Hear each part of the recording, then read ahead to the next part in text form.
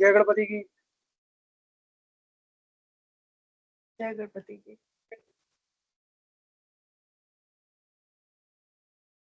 और कोई नहीं आया क्या बात है? मुझे लगा मैं ही लेट हो गई हूँ, कोई है नहीं लेकिन। नहीं नहीं, मैंने एक्चुअली मैं जरा बाहर तक चला गया था तो आते आते लेट था, जाम लग गया। मैंने वहीं से मैसेज डाला कि मैं 5-10 मिनट में पहुंच जाऊंगा। मैंने 10 मिनट का अच्छा। डाल दिया टाइम। हाँ, फिर मैं आ ही गया टाइम पर। 5 मिनट लेट हुआ हम्म। बस। अच्छा, वो मैंने तो मैसेज नहीं देखा, मैं तो खुद ही लेट हो गई थी, तो मुझे लगा मैं ही लेट हो गई हूँ। देखा तो कोई है नहीं ही नहीं नहीं, नहीं। नहीं मैंने मैसेज डाल दिया था। लेकिन तो भी 10 मिनट निकल गए, कोई और आया ही नहीं। अरे, 10 के 15 मिनट।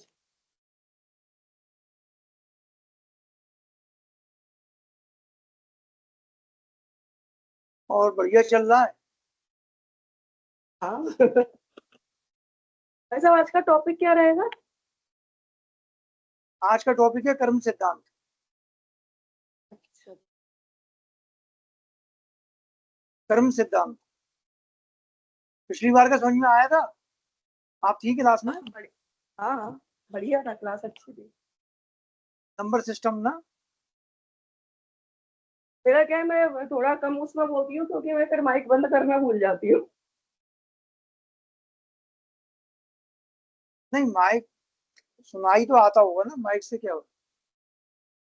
नहीं, फिर मतलब मैं ऑन करती हूँ कुछ बोलने के लिए, फिर मैं बंद करना भूल जाती हूँ, फिर मुझे लगता है कि वो डिस्टरबेंस होगा क्लास में, वो अभी आदत में आया नहीं है माइक बंद करना। अच्छा अच्छा।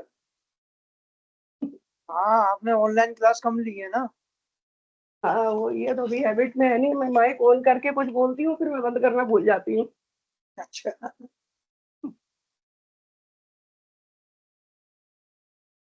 क्या बात है, कोई आ ही नहीं रहा। 8:45 बज गए।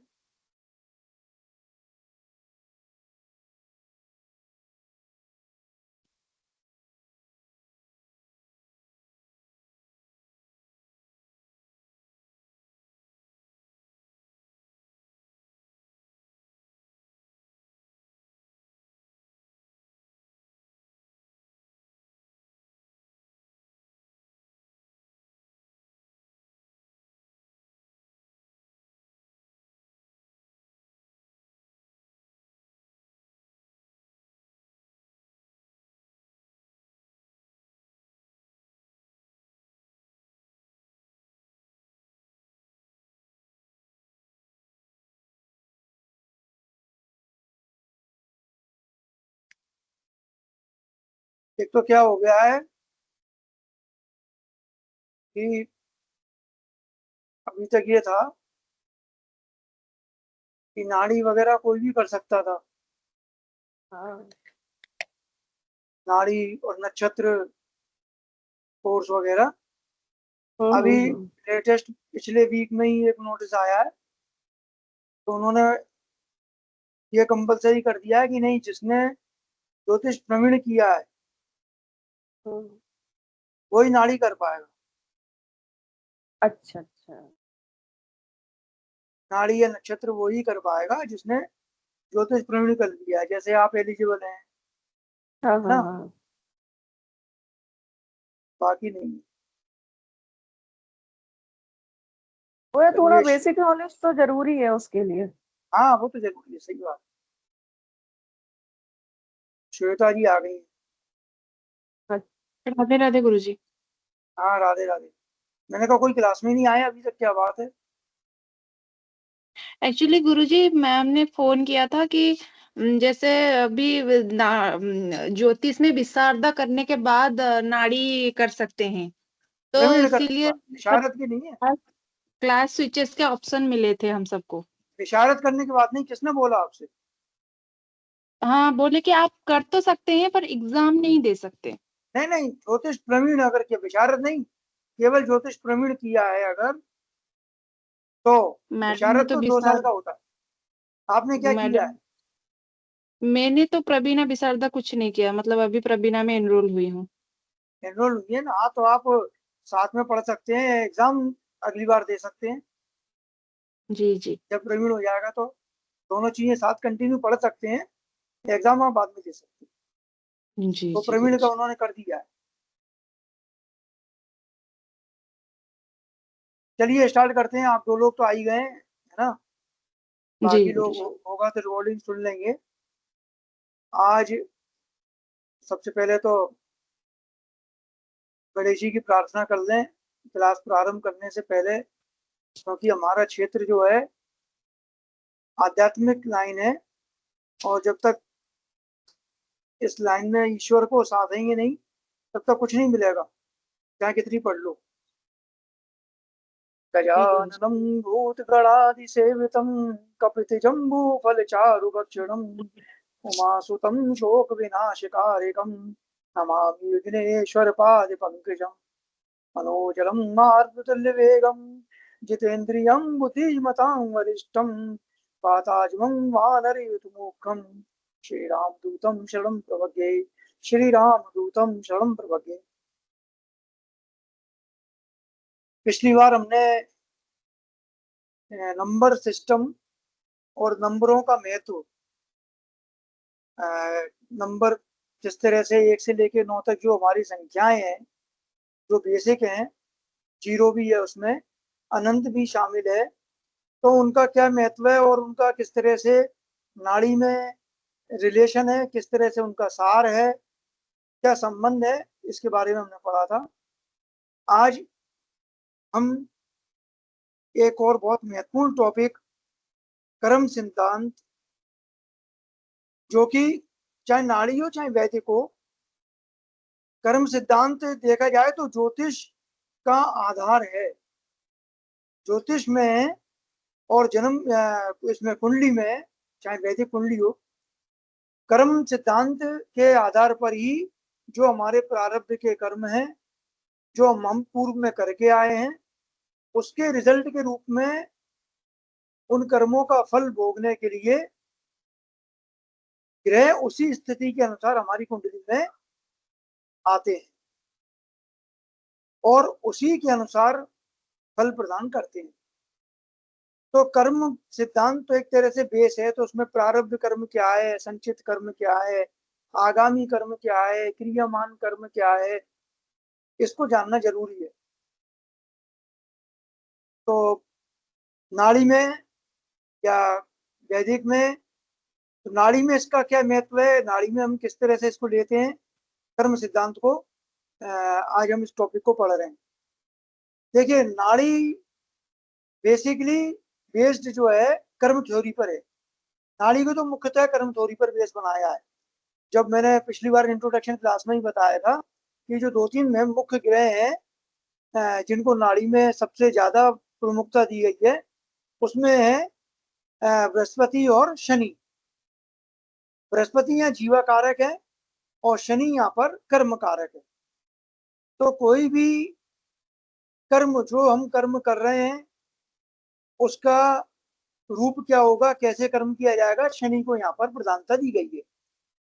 और वैसे भी हम जानते हैं कि शनि जो है कर्म कारक के साथ साथ फल प्रदाय दाता है। जो भी कर्म करते हैं उसके लिए भगवान ने शनि ग्रह को, ईश्वर ने ये एक कार्य दिया है, एक टास्क दिया है कि आपको किसी को भी कर्म के आधार पर फल देने का अधिकार है, चाहे दंड हो चाहे इनाम हो।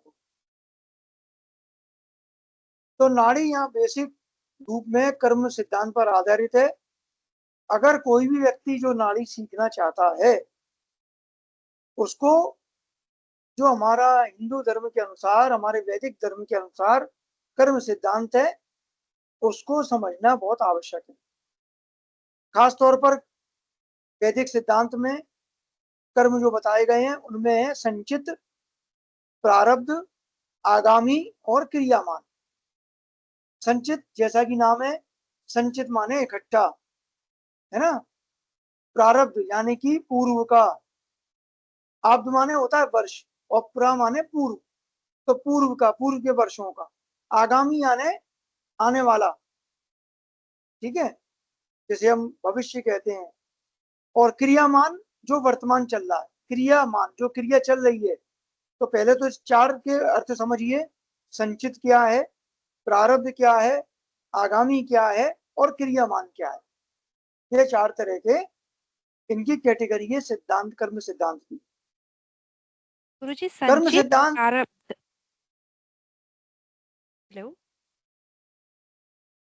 कर्म सिद्धांत जो है हमारी भारतीय ज्योतिष का एक तरह से बेसिक है। अगर देखा जाए तो कोई भी व्यक्ति जो कर्म में बिलीव करता है और उसके रिजल्ट के बारे में अनुभव करता है कि उसका प्रभाव क्या होगा, उसके क्या परिणाम होंगे, तो उसके लिए उसको जन्म और फिर मृत्यु और फिर पुनर्जन्म, इस पर भी विश्वास करना पड़ेगा। क्योंकि जब तक इन चीजों पर विश्वास नहीं होगा या इन चीजों के बारे में हम नहीं जानेंगे, हम कर्म सिद्धांत को नहीं समझ सकते। क्योंकि जब प्रारब्ध की बात करेंगे तो प्रारब्ध तो उसी का होगा ना जो पूर्व का है, जिसने दोबारा जन्म लिया है। और जो दोबारा जन्म लेगा तो बर्थ एंड रीबर्थ, ये इसका थ्योरी, इसकी जो कहना चाहे बेसिक थ्योरी, बेसिक सिद्धांत यही है। अगर कर्म की बात करें, द वर्ल्ड कर्म, कर्म कहां से आया है? क्रा धातु है, क्रा। कर्म सिंपली मीन्स एक्शन। अगर देखा जाए तो कर्म का मतलब क्या है? एक्शन है। कोई भी एक्शन, दैट इज कॉल्ड कर्म। मैं आपको भी पढ़ा रहा हूं, ये कर्म है। आप सुन रहे हैं, ये कर्म है। तो अभी वर्तमान में जो भी कार्य हो रहा है, एक्शन हो रहा है, दैट इज कॉल्ड कर्म। ठीक है। तो कोई भी चीज, जिसका कोई भी कार्य हम करते हैं और जिसकी हमको रिजल्ट की इच्छा है, वो कोई ना कोई एक्शन करने के लिए, परफॉर्म करने के लिए हमको करना पड़ता है, वो ही कर्म कहलाता है। ठीक है। अब जो इच्छा की हमको कामना है, उसकी कोई गारंटी नहीं दे सकता कि जो जो कर्म किया है उसका परिणाम कैसा मिलेगा, अच्छा मिलेगा या बुरा मिलेगा। जीवन में मिलेगा जरूर, लेकिन कैसा मिलेगा, कब मिलेगा, तो उसकी कोई कामना या कोई उसकी गारंटी नहीं ले सकता। क्योंकि ये डिजायर है वो अनफुलफिल्ड होती है। डिजायर की कोई सीमा नहीं है, हमारी इच्छाओं की कोई सीमा नहीं है। आज अगर हमको एक चीज प्राप्त हो जाती है तो दूसरी की इच्छा होने लगती है ना। आज हमारे पास मोटरसाइकिल है तो कार की इच्छा होती है, कार अगर है तो उससे बड़ी गाड़ी की इच्छा होती है। तो ये तो इच्छा और उसी अनुसार कर्म, ये एक दूसरे के पूरक हैं, ये चेन ऑफ एक्शन है। So the chain is infinite due to the karma we have performed in past birth and karma that we would perform in the present and future birth। तो ये कर्म की एक चेन है जो हम पिछले जन्म में करे आए और उसका रिजल्ट फिर अभी भोग रहे हैं, फिर अभी जो कर रहे हैं ये हमारे संचित हो रहे हैं, इसका रिजल्ट हम आगे चल के भोगेंगे। ठीक है। तो एवरी एक्शन ऐसे रिएक्शन, आपको जैसा हमें मालूम है कोई भी क्रिया की एक प्रतिक्रिया होती है। ये सिद्धांत भी है न्यूटन का, अगर साइंस कभी पढ़ी हो आप। तो क्रिया के एक प्रतिक्रिया, मतलब कोई भी आप कर्म करेंगे तो उसका एक रिएक्शन जरूर होगा किसी ना किसी प्रकार से, चाहे बॉडी से हो, चाहे जैसे हो, चाहे रिजल्ट से हो, उसका रिएक्शन होगा। क्योंकि every action perform out of desire bind a man. ठीक है। कर्म थ्योरी तीन सिद्धांत, तीन कहने चाहिए पिलर पर टिकी हुई है ना। तीन पिलर पर टिकी हुई है कर्म सिद्धांत। नंबर एक कौन सा पिलर है? रीबर्थ। रीबर्थ जरूरी है। ठीक है। There is not a single movement when man does not do any karma. दूसरा क्या है? कोई भी ऐसा क्षण नहीं आप बता सकते जिस क्षण आदमी कोई भी कर्म नहीं करता हो, क्योंकि ये इनकैपेबल है। क्यों इनकैपेबल है? क्योंकि आदमी, कोई भी मनुष्य कभी भी अपनी डिजायर से फ्री नहीं हो सकता। जब इच्छा होगी तो कर्म करेगा।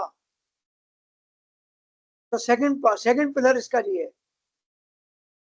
और कोई भी एक्शन होगा उसको या तो सफर करेगा या एंजॉय करेगा, ये तीसरा पिलर है। कोई भी आपने एक्शन किया, कोई भी कर्म किया, तो उसका रिजल्ट मिलेगा। रिजल्ट से या तो आप सफर होंगे या एंजॉय करेंगे। अगर अच्छा रिजल्ट है तो एंजॉय करेंगे, बुरा रिजल्ट है तो सफर करेंगे। तो ये 3 पिलर हैं। अब कर्म के कुछ जो है ना नियम है, कुछ इंपॉर्टेंट फीचर्स हैं, कुछ इसके नियम है। एक लॉ है, लॉ ऑफ एटर्नल। मतलब लॉ ऑफ एटर्नल माने क्या होता है? सत्य, जिसे हम कहते हैं कटु सत्य। सूरज पूरब से उगता है, ये कटु सत्य है। जाने कितनी सदियों से, जब से पृथ्वी बनी है, चला आ रहा है ना। क्योंकि ये एक कंटिन्यू क्रिया है। सन अभी शाम को अस्त होगा, पश्चिम दिशा में अस्त होगा, कल प्रातः काल पूर्व दिशा में फिर उदित होगा। तो ये एक लॉ ऑफ एटर्नल है, ये सत्यता है ना। जब तक चलेगा, जब तक ये यूनिवर्स चल रहा है। एक लॉ ऑफ यूनिवर्सल है, वो क्या है? जो मतलब कई चीजें ऐसी हैं जो लॉ ऑफ यूनिवर्सल में काम आती हैं, जो किस पर अप्लाई होती हैं? All creatures in all countries in the world.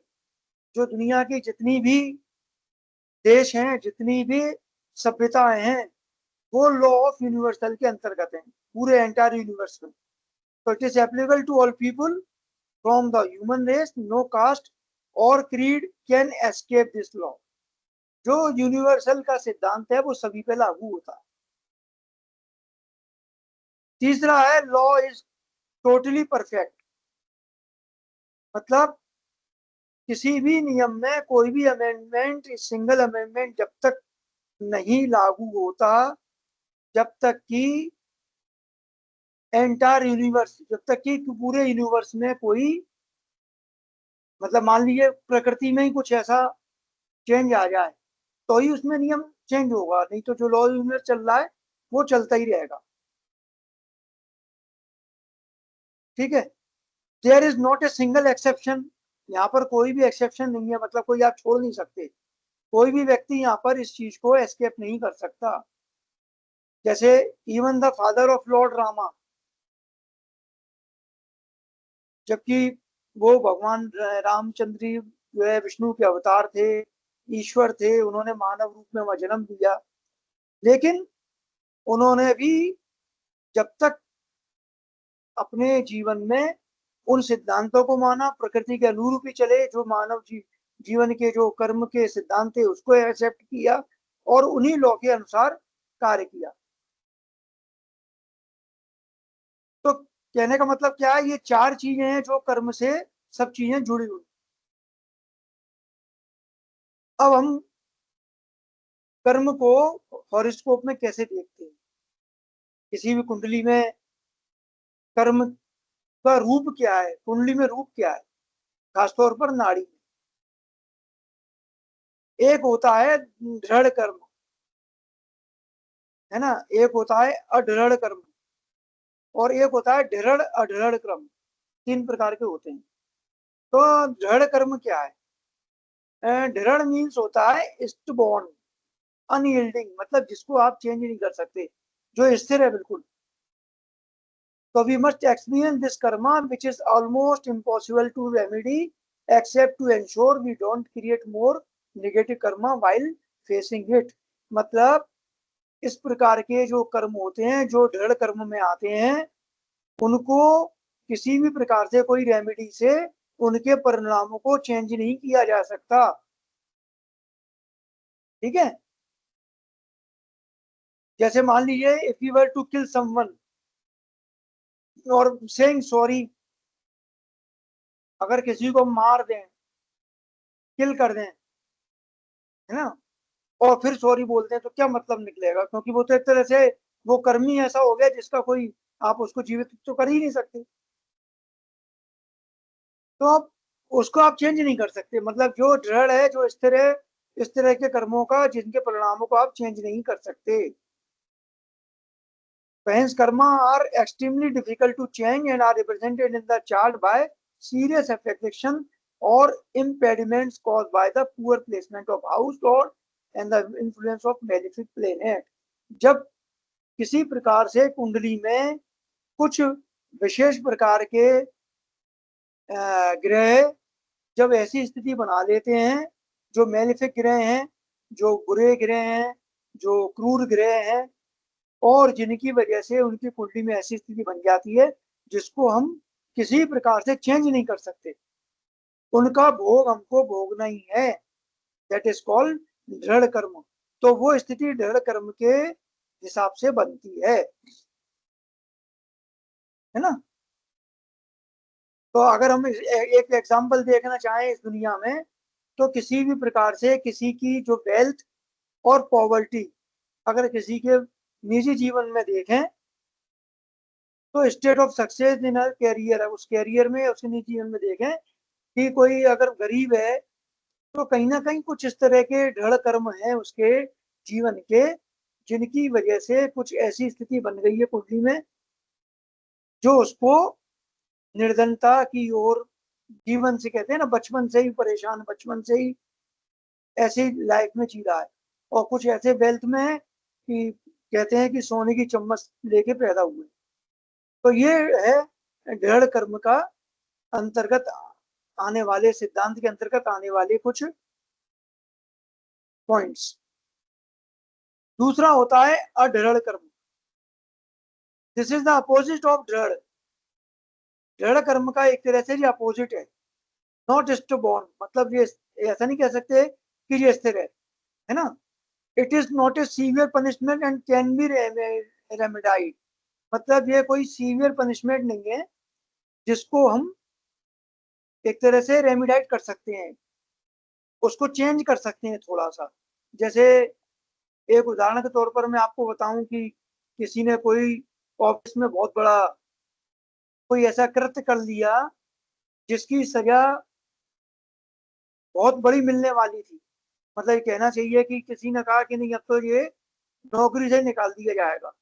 तो अगर नौकरी से निकाल दिया जाए, टर्मिनेट कर दिया जाए, तो वो एक तरह से उसका दृढ़ कर्म हो गया कि वो अब कुछ चेंज नहीं हो सकता, लाइफ बिल्कुल स्पॉइल हो गई, आप घर पे जाके बैठ जाइए और आपका जीवन बिल्कुल बेकार हो गया।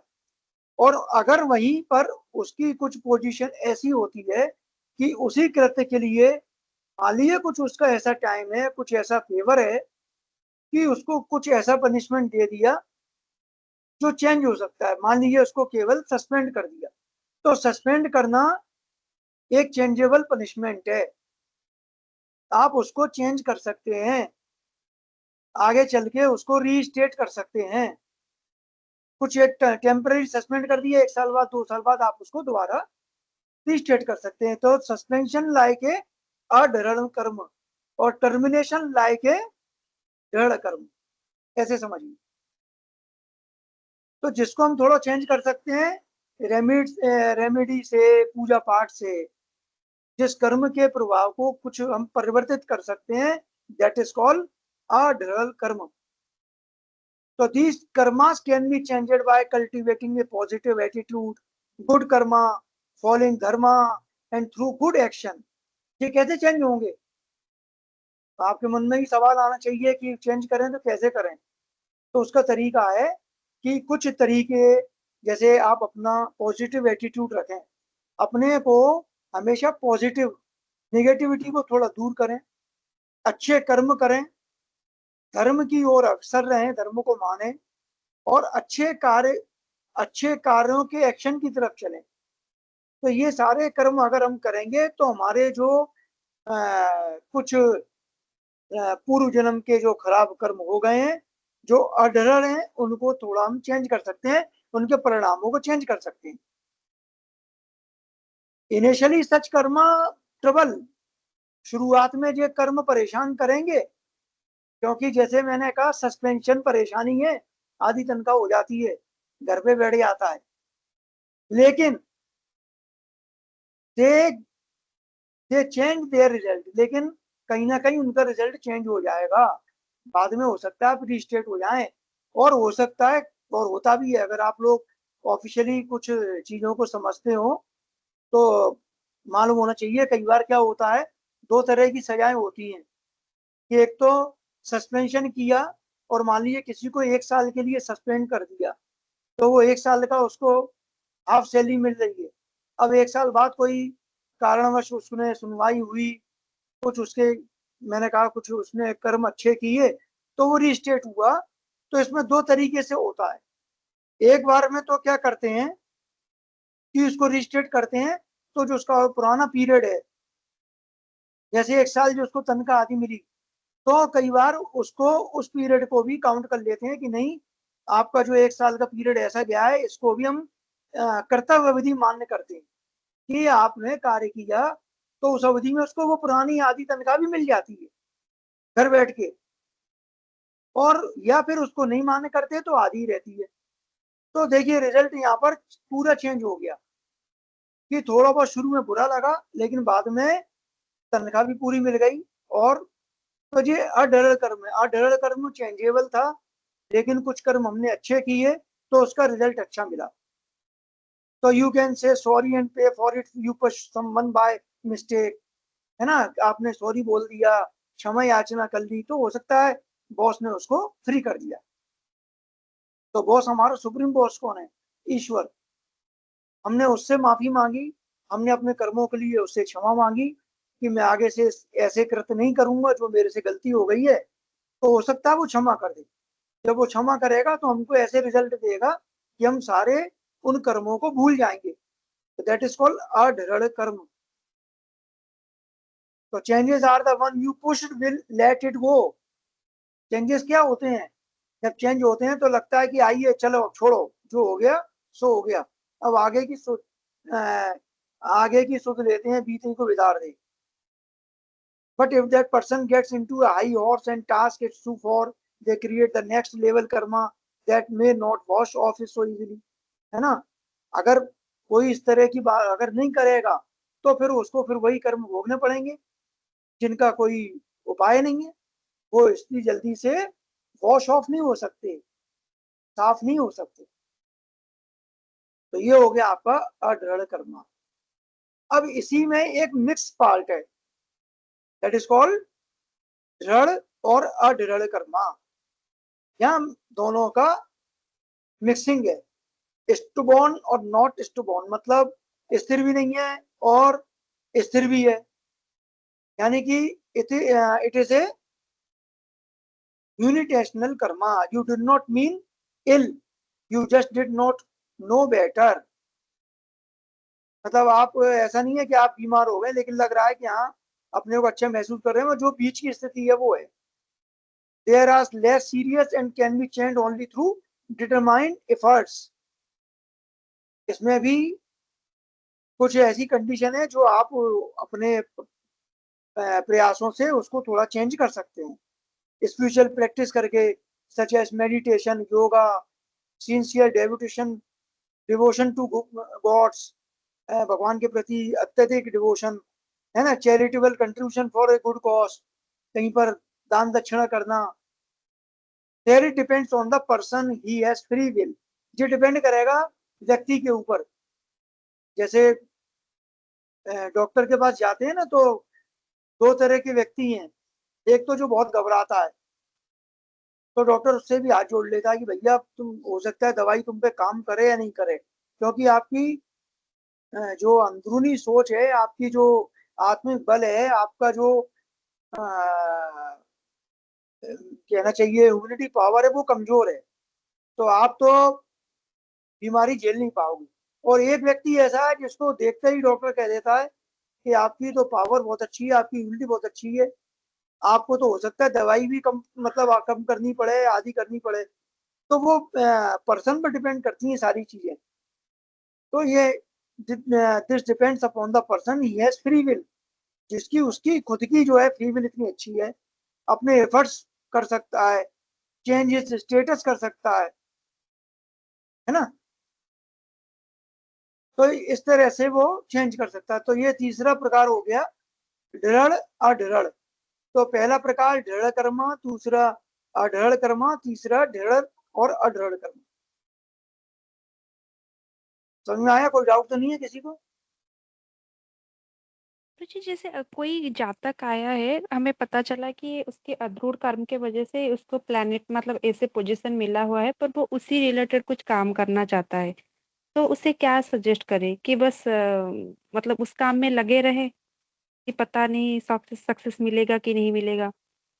हाँ, देखिए, अगर उसकी अपन ने पोजीशन देख ली प्लेनेट्स की कि हाँ वास्तव में पोजीशन इतनी खराब है कि ये अपने कहीं ना कहीं अपने कर्मों के जो प्रारब्ध के कर्म है उनका भोग, कहते हैं ना कि अब मैं तो बहुत कोशिश करता हूँ, बहुत कर्म करता हूँ, लेकिन रिजल्ट नहीं मिल रहा। तो कहीं ना कहीं कुछ कर्म ऐसे हैं जिनकी वजह से उसको रिजल्ट नहीं मिल पा रहा। तो उसके लिए फिर हम उसको बताया ना कि कई प्रकार के उपाय हैं। आप उसको मेडिटेशन का बोल सकते हैं, आप उसको पूजा पाठ का बोल सकते हैं, मंत्रों के कहीं ना कहीं अगर वो कर सकता है तो उनका रेसिटेशन का बोल सकते हैं, कुछ जो है दान पुण्य का बोल सकते हैं, जैसा वो कर सकता है। इन चीजों से क्या होगा, कहीं ना कहीं उसका प्रभाव कम होगा, जो बुरे कर्मों का जो प्रभाव मिल रहा है वो कुछ ना कुछ कम होगा। गुरुजी मेरे पास एक कुंडली है, जो सैटर्न जो है वो देरी के कारक है, शनि। और वो अगर बकरी बैठ जाए तो वो और भी देरी कराते हैं। देखिए, कोई भी प्लेनेट जब बकरी आता है किसी की कुंडली में, तो आप जी। समझ लीजिए कि वो पास्ट कर्मा को लेके आया है। नाड़ी सिद्धांत में ये बताया गया है, अगर कोई प्लेनेट आपके कुंडली में वक्री होकर आया है तो कहीं ना कहीं पुराने जन्म के कर्मों की वजह से वो उन कर्मों को कैरी फॉरवर्ड करके लाया है। तो वो अपने पुराने उसके हिसाब से कर्मों के हिसाब से फल देगा ही देगा। जिस भाव में बैठा है, जिस हाउस में बैठा है, उससे रिलेट जरूर करेगा। तो वो तो करेगा ही करेगा परेशान। तो आप उसके लिए जैसे उस प्लेनेट है, उस प्लेनेट से संबंधित कोई उपाय, या जिसकी दशा अंतरदशा चल रही है उससे संबंधित कोई उपाय वो बता देंगे तो उसको जरूर रिलीफ मिलेगा। अच्छा, शनि के उपाय या फिर जिस प्लैनेट की दशा चल रही है उसके उपाय? खासतौर पर दशा देखी जाती है वर्तमान में किसकी दशा अंतरदशा चल रही है, क्योंकि आदमी, देखिए क्या होता है, एक कुंडली में वेंचोतरी दशा के हिसाब से 120 लगभग वर्ष के हिसाब से कुंडली बन गई। अब जो भी प्लेनेट हैं वो कहीं ना कहीं रोटेशन में तो आएंगे ही आएंगे, कभी किसी की दशा आएगी, कभी किसी की आएगी। तो जिस कुंडली में जो खराब प्लेनेट हैं, जिनकी पोजीशन खराब है, जो मेलेफिक प्लेनेट हैं, वो अगर अपनी जब जब भी उनकी दशांतर दशा आएगी तो वो खराब रिजल्ट देंगे ही देंगे। तो जो खराब बैठे हैं वो रिजल्ट कब देते हैं, जब दशांतर दशा आती है। तो इसलिए हमको जिस समय जातक की कोई दशांतर दशा चल रही है उससे संबंधित पूजा पाठ, दान पुण्य, नग वगैरह ये सजेस्ट करना चाहिए। जैसे मैं बता दूं, एक तुला लगन की कुंडली है तो शनि तो योग कारक हुए, पर वो बैठे हैं छठे घर में बकरी होकर। राहु की दशा चल रही है, शनि की अंतर्दशा। इंसान की जॉब नहीं लग रही है। तो राहु की दशा और शनि की अंतर दशा चल रही है ना? राहु चंद्रमा बैठे हैं 11वें घर में सिंह चंद्रमा राशि। राशि क्या है? राशि है मकर राशि। दस चंद्रमा अब 0 डिग्री पे है। वो छोड़ दीजिए, मकर राशि है ना? जी। अभी अभी अभी शनि आपको मालूम है वक्री हुए हैं। हाँ, शनि उसी साढ़े साथी में मीन से मकर पर आ गए। मीन से मकर पर। हाँ, वो सॉरी कुंभ पर, कुंभ पर, कुंभ हाँ में जी, आ गए कुंभ ना। पर। अभी अभी मीन में चल रहे थे तो वक्री होके फिर कुंभ में आ गए, तो कहीं ना कहीं साढ़े साथी का असर मकर पर फिर आ गया। अभी साढ़े साथी से हट गया था पूरा, जी है ना? जी और जी। वो इनके बकरी होने से फिर आ गया। तो ये अभी अक्टूबर नवंबर तक ये प्रभाव रहेगा। तो दशा आपने बताया राहु में शनि की, अब खैर कुंडली बहुत स्थिति देखना पड़ेगी, दशमेश कोने क्या है। खास तौर पर अगर ये अभी शनि के उपाय करेंगे तो इनको सफलता मिल सकती है, क्योंकि अंतरदशा में भी शनि है और आपके इधर साढ़े साथी में भी प्रभाव आ रहा है। शनि का कोई उपाय बता दीजिए। अच्छा, शनि का उपाय, ठीक है। शनि का उपाय बता दीजिए जब तक, है ना? या तो शनि का जो स्रोत आता है, शनि स्रोत, नीलांजन। हाँ वो उसका पाठ कर लें। खास तौर पर शनिवार को जरूर कर लें। शनि मंदिर में शनिवार को जाकर तेल वगैरह चढ़ा दें, किसी गरीब को कुछ खाने को दे दें, जी इतना कर लेंगे तो काम हो जाएगा। जी ठीक है, गुरुजी। जी जी तो ये 3 जो प्रकार के कर्म थे मेन जो मैंने बताए। अगला कर्म है हमारा संचित कर्म। तो जितने भी कर्मा जो ऑल्सो कॉन्सिक्वेंस कर्मा है, जो हमारे प्रीवियस बर्थ से आए, जन्म से आए हैं, और आत्मा के द्वारा, जीवा के द्वारा जो भी रिजल्ट ह्यूमन बीइंग को इसमें सरप्राइज और एक्सीडेंट, मतलब चाहे सरप्राइज चाहे कुछ भी इस लाइफ में मिल रहा है, वो संचित कर्मा की वजह से ही मिल रहा है। ठीक है, अब इसमें जो संचित कर्मा है, फर्स्ट कैटेगरी क्या है, इसमें कुछ कैटेगरी बना दी गई है। जैसे पहली है कायिक, है ना, इसको कहते हैं हम बोल्डली एक्शन, मतलब जो बिल्कुल बोल्डली एक्शन की तरह कार्य किया जाता है, दैट इज कॉल्ड कायिक कर्मा। दूसरे हैं वाचिक। जी वाचिक माने एक्शन बाय स्पीच, वाणी के द्वारा किए गए कर्म। जैसे आपने किसी को बुरा बोल दिया, उसकी आत्मा को दुखा दिया, उसका अपमान कर दिया, तो आपका जो कर्म है, ये कर्म हो गया आपका वाणी के द्वारा, वाचिक। आपने शरीर के द्वारा कोई कर्म खराब किया, दैट इज कॉल्ड कायिक, जो गॉडली एक्शन है। और वाचिक क्या है, जो एक्शन ऑफ स्पीच है ना, आपने वाणी के द्वारा किसी को बुरा किया, कोई उसका अपमान किया, उसको गलत बोला, दैट इज कॉल्ड वाचिक। और तीसरा है मानसिक, मेंटल इन्फ्लुएंस। मेंटल इन्फ्लुएंस क्या है, कि मन से किसी को आपने गाली, किसी के मन से दुर्भावना व्यक्त की, वो भी आपका एक्शन है, वो भी आपका कर्म है, वो भी आपका मानसिक कर्म। तो 3 प्रकार के हो गए इसमें, कायिक, वाचिक और मानसिक। ठीक है, जी इसमें जी जो पहली कैटेगरी थी, वो मैंने इसमें ये 3 पार्ट में हो गई। एक कैटेगरी और है जिसमें आते हैं आपके संचित, प्रारब्ध, क्रियामान और आगामी। ये सेकंड कैटेगरी में आते हैं, संचित कर्मा, प्रारब्ध कर्मा, क्रियामान कर्मा और आगामी कर्मा। और तीसरी कैटेगरी में आते हैं दृढ़, अदृढ़ और दृढ़ अदृढ़। ये तीसरी कैटेगरी हुई, समझ आ रहा है ना, पहली कैटेगरी, दूसरी कैटेगरी और तीसरी कैटेगरी। और चौथी कैटेगरी कौन सी है, इसमें आते हैं श्रेयस कर्मा और प्रेयस कर्मा।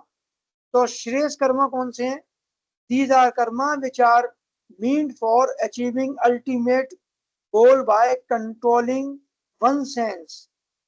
मतलब ऐसे कर्मा जो कि जिसके द्वारा आप किसी गोल को, किसी लक्ष्य को प्राप्त करने में बुरी तरह से जुट जाएं, एक ही प्रकार से कंट्रोलिंग करते हुए वन सेंस को, दे लीड टू निवृत्ति, जिसे हम निर्वृत्ति कहते हैं, है ना, जो हमारे ऋषि मुनि करते थे, that is called shreyas karma. और प्रेयस कर्मा क्या है, these karmas give temporary pleasures to satisfy one sense and lead to pravritti. मतलब ऐसे कर्मा जो कि हमको टेम्पररी सेटिस्फेक्शन देते हैं। जैसे मान लीजिए बहुत गर्मी लग रही है, और आदमी आके जैसे ही एसी में बिल्कुल ठंडक में बैठ जाता, तो लगता है अरे यार कहाँ जन्नत में आ गए। तो वो उस टाइप की feeling, that is called a preyas karma, जो हमें लगता है उस समय बिल्कुल प्लेजर, आनंद मिलता है। प्रवृत्ति एक है, निर्वृत्ति एक है, प्रवृत्ति। निर्वृत्ति माने होता है निर्वृत्त हो जाना, कहते हैं ना कि मैं सारे कर्मों से निर्वृत्त हो गया। जैसे कोई व्यक्ति है, उसके बेटे बेटी हैं, शादियां हो गई, है ना, नौकरी से रिटायर हो गया, तो कहते हैं गंगा नहा लिया, या सब कर्मों से निर्वृत्त हो गया। तो निर्वृत्ति क्या है, कि जो मेरे कर्म थे, उनसे जो मेरे गोल थे, जो जीवन के मेरे लक्ष्य थे, वो सारे पूर्ण हो गए, दैट इज निर्वृत्ति, हट जाना। और एक है प्रवृत्ति, वो टेम्पररी हो गए, अभी मिल गया, फिर दूसरी इच्छा एक और आ गई, फिर दूसरा मिल गया, दैट इज कॉल्ड प्रवृत्ति। तो ये 4 प्रकार के कर्मा हैं, पेपर में भी आते हैं और मैं वैसे भी समझाने की कोशिश कर रहा हूँ। तो फर्स्ट कर्मा कैटेगरी जिसमें आपको बताया कायिक, वाचिक, मानसिक। दूसरी कैटेगरी जिसमें आपको बताया संचित, प्रारब्ध, क्रियामान, आगामी। और तीसरी कैटेगरी जिसमें बताया दृढ़, अदृढ़ और दृढ़, अदृढ़। और चौथी कैटेगरी जिसमें बताया श्रेयस और प्रेयस कर्मा, जी है ना। जी। ये संचित कर्म, गुरुजी हमें जी नोट्स मिलेंगे? नोट्स हाँ मिल मिलेंगे जाए, या सब फिर? सब मिल जाएंगे, आप चिंता मत करो। अभी तो आप समझ लो, क्लास में कोई डाउट हो उतनी बार पूछ लो, नोट्स वगैरह मैं सब शेयर करूंगा, जी गुरुजी। ठीक है। ठीक। समझ में आना चाहिए बस, चाहे थ्योरी हो, मैं थ्योरी को भी मैथ्स की तरह पढ़ाता हूँ, जैसे मैथमेटिक्स पढ़ाते हैं ना, थ्योरी भी मैथ्स की तरह पढ़ना चाहिए। 2 + 2 = 4। जब थ्योरी में मैथ्स की तरह पढ़ेंगे तो समझ में आएगी। अब देखिए, संचित कर्मा को हम पूर्व पुण्य भी बोलते हैं। पूर्व पुण्य मतलब जो पूर्व जन्म के हमारे पुण्य है, कहते हैं ना कुछ, जब हम किसी को अच्छा देखते हैं, किसी की बहुत ज्यादा उसका प्रभाव देखते हैं, तो कहते हैं इसके पुण्यों का फल है, इसके पूर्व पुण्यों का फल है जो भोग रहा है। तो वो पूर्व पुण्य क्या है? संचित कर्मा। कुंडली में ये कहां से दिखते हैं?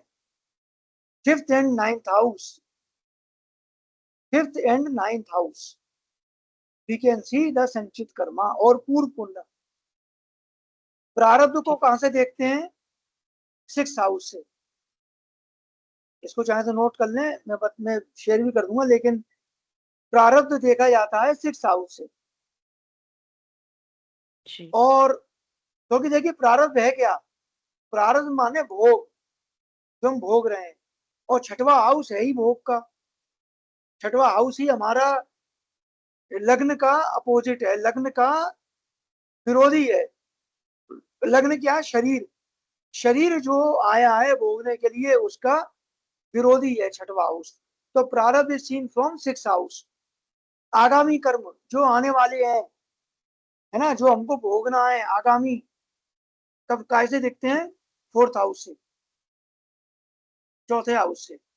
दृढ़ कर्मा थ्रू दशा, अगर दृढ़ कर्म देखना है तो वो दशा से दिखते हैं। और दृढ़ अदृढ़ karma through yoga in the chart, और दृढ़ अदृढ़ कर्मा दिखते हैं योग से। जो मैंने बताया ना, जो चेंजेबल है तो चेंज कर सकते हैं, दृढ़ अदृढ़, वो योग से दिखते हैं। योग मतलब कुंडली में जो योग दिख रहे हैं, चाहे जैसे भी हो, नाड़ी में योग हम पढ़ेंगे, हमने वैदिक में भी योग पढ़े हैं। तो दृढ़ अडल कर्मा हम योग से देखते हैं, और अडल कर्मा देखते हैं गोचर से। गोचर समझते हैं क्या होता है? जो प्लैनेट मूव कर जाते हैं, जी, जो मतलब ग्रहों की, मतलब वो जो एक राशि से दूसरे राशि में जाते हैं, उसे गोचर बोलते हैं। एक राशि से दूसरी में जाते हैं, गोचर बोलते हैं? नहीं, कुछ कुछ सही बोल रही है लेकिन पूरा सही नहीं। गोचर, गो माने क्या होता है? गोचर। देखिए, जो हमारा ब्रह्मांड है, जो हमारा नक्षत्र मंडल है, भचक्र जिसको हम बोलते हैं ना, भचक्र, भचक्र जी जिसमें सारे ग्रह, सारे नक्षत्र सब विद्यमान है, अपना अपना कार्य कर रहे हैं, उसको हम भचक्र बोलते हैं। उस भचक्र में जो पोजीशन है गोचर, जो अभी विचलित हो रही है, जो अभी की पोजीशन है, दैट इज कॉल्ड गोचर। देखिए, पोजीशन 2 प्रकार की होती है। एक तो कुंडली में जो ग्रहों की पोजीशन जो आपकी कुंडली में बन गई जब आपने जन्म लिया, और जन्म लेते समय जो कुंडली में ग्रहों की पोजीशन आई, वो रहती है फिक्स, वो जीवन में कभी चेंज नहीं होना, है ना। सूर्य जिस राशि में बैठा वहीं बैठा रहेगा। और एक जो अभी पोजीशन चल रही है, इस समय ग्रह जो चल रहे हैं, इस समय आज जो सूर्य जिस राशि में है, आज बृहस्पति जिस राशि में है, वो कहलाता है गोचर। तो देखिए, एक पोजीशन हो गई फिक्स आपकी जो कुंडली में है, एक पोजीशन हो गई जो आपकी वर्तमान में चल रही है। जब हम किसी का रिजल्ट देखते हैं, जब हम किसी की कुंडली देखते हैं तो उसकी कुंडली में गोचर की स्थिति देखते हैं और प्लस उसकी ग्रहों की फिक्स स्थिति भी देखते हैं, दोनों स्थिति देखते हैं और दोनों से उसको रिलेशन करते हैं। गोचर को इसलिए जरूरी देखा जाता है कि वर्तमान में वो ग्रह आपके लिए कैसा है ना। सूर्य आपकी कुंडली में कैसा है और वर्तमान में सूर्य जो है आपकी राशि के लिए कैसा चल रहा है, वो गोचर से देखा जाएगा। तो दोनों का मिक्स परिणाम करके फलित दे बोला जाता है। तो गोचर की स्थिति वर्तमान वाली होती है। जब आपका जन्म हुआ था उस समय की जो पोजीशन थी ग्रहों की, वो उस समय गोचर था और वो आपके लिए बन गया परमानेंट। आज आपके जो परमानेंट ग्रह हैं वो आपके स्थिर हैं, लेकिन अभी वर्तमान में जो चल रहे हैं वो है गोचर। तो गोचर से अभी हम देखेंगे जो मैंने आपको बताया 3 प्रकार जो कर्मों को बता रहा हूँ किस प्रकार से देखेंगे। तो दशाओं से तो हमने ढड़ देखेंगे और जो गोचर जो चल रहा है वर्तमान का उसको हम देखेंगे। अढड़ कर्म को गोचर से देखते हैं, मतलब अढर्म कर्म यानी जो चेंज नहीं कर सकते आपको, तो अढड़ कर्म मतलब जो चेंज जो किए जा कि सकते हैं। हाँ चेंज किए जा सकते हैं। और ढड़ माने जो स्थिर है, वो तो आपको देखना है दशा। दशा एक बार फिक्स हो गई, वो ढड़ कर्म बताती है वो आपके स्थिर हैं। और अढड़ कौन से हैं जो आपको चेंज कर सकते हैं, गोचर में है जो आप उनको पूजा पाठ से किसी से भी वर्तमान पोजीशन को चेंज कर सकते हैं। और जो ढड़ अढड़ हैं जो कि बीच वाले हैं वो योगा से होती है, जो आपके योगा दिख रहे हैं उसमें चार्ट। क्लियर है। जी जी जी। आगामी कर्म जैसा बताया कि 4th हाउस से देखते हैं, जिसे कि हम हाउस ऑफ मदर भी बोलते हैं जब बात करते हैं। तो इसको हम माता के लिए भी देखते हैं इस हाउस को। मूवेबल और इमूवेबल प्रॉपर्टीज हैं, जितनी भी चल अचल संपत्ति है उसको लिए उसके लिए देखते हैं। बेसिक एजुकेशन है जो हमारी, उसके लिए देखते हैं। Food and liquid and enjoyment के लिए देखते हैं।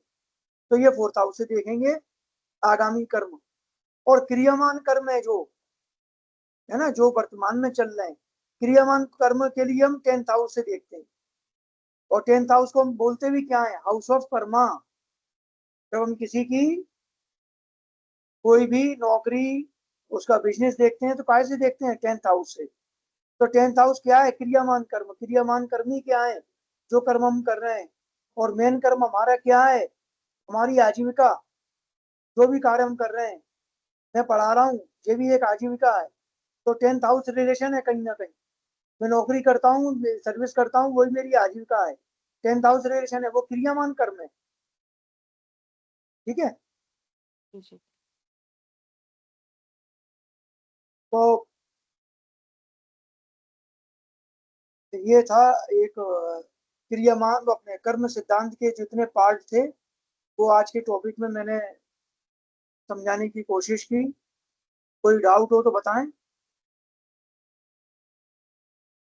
तो ये एग्जाम में आएंगे मतलब शॉर्ट फॉर्म में, इसके नोट्स मिल जाएंगे हमें?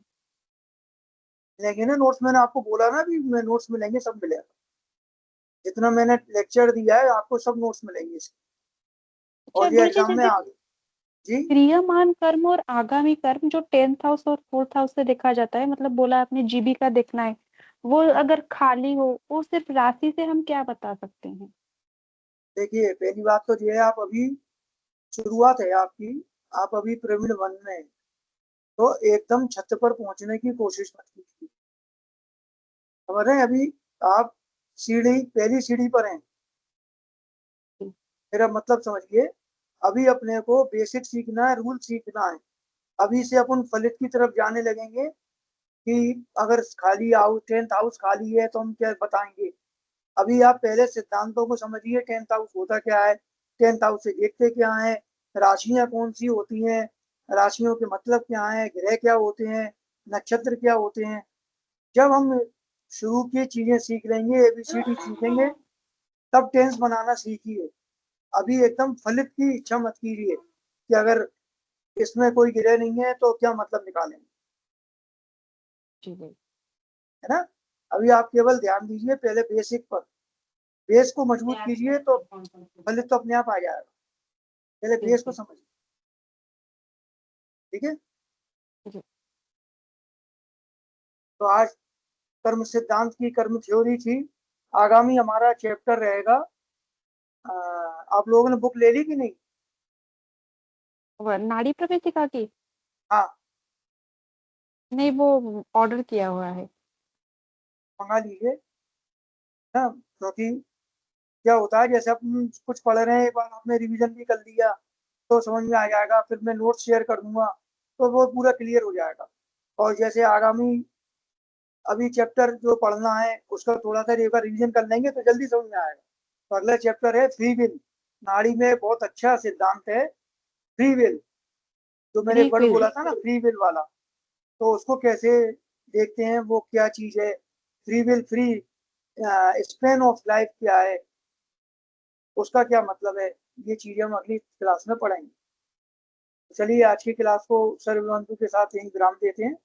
अगली क्लास में हम फ्री विल और स्पेन ऑफ लाइफ के बारे में पढ़ेंगे। सर्वे भवन्तु सुखिनः, सर्वे सन्तु निरामयाः, सर्वे भद्राणि पश्यन्तु, मा कश्चित् दुःखभाग् भवेत्। ओम शांति शांति शांति। जय गणपति सभी को। जय गणपति। राधे राधे।